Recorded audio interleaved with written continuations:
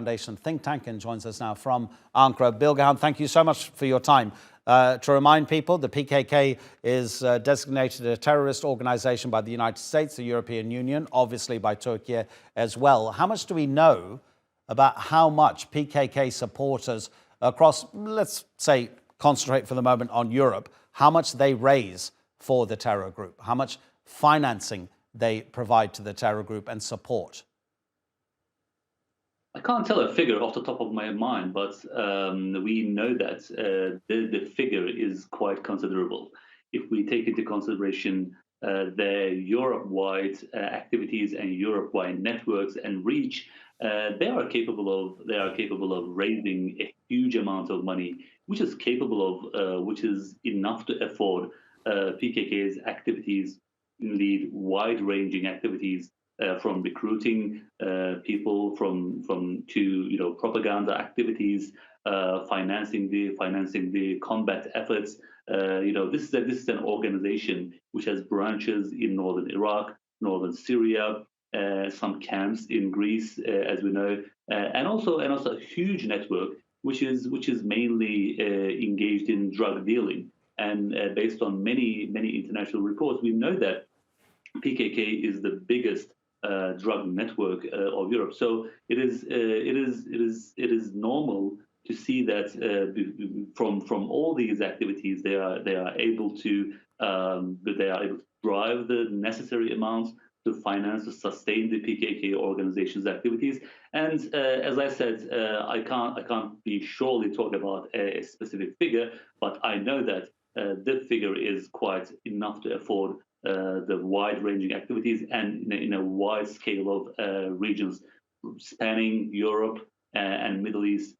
So this is a huge amount of financial resources. Yeah, absolutely.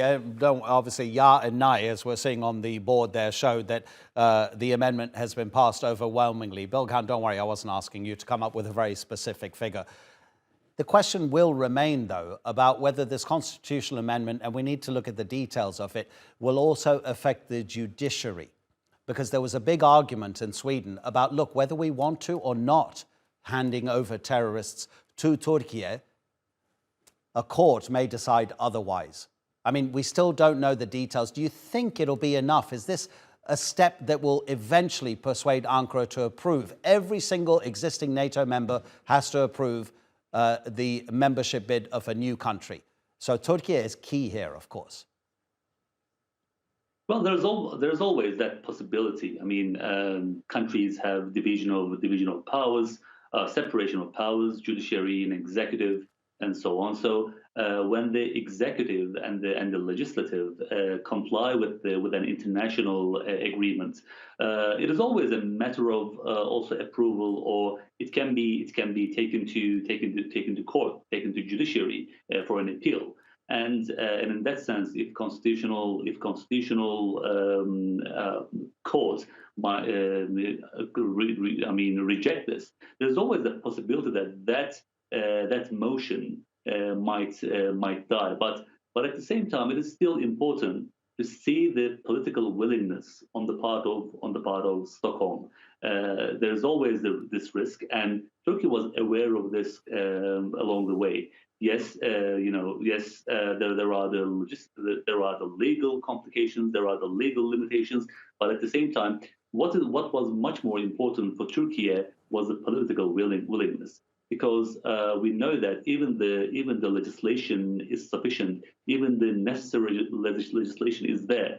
If there is no political will to follow this legislation, then you can't achieve a tangible result.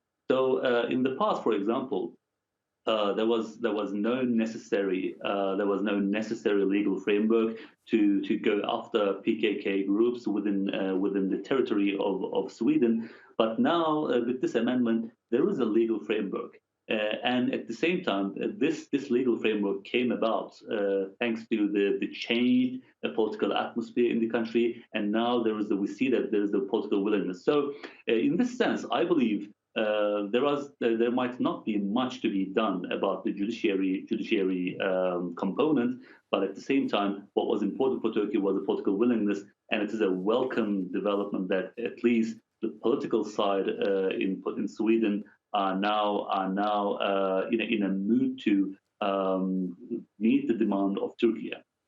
Yeah, really interesting point about the difference between the political will and whatever the judiciary in any particular country decides. Bilgehan, thanks a lot. Really appreciate it. Bilgehan Ozturk from the SETA Foundation.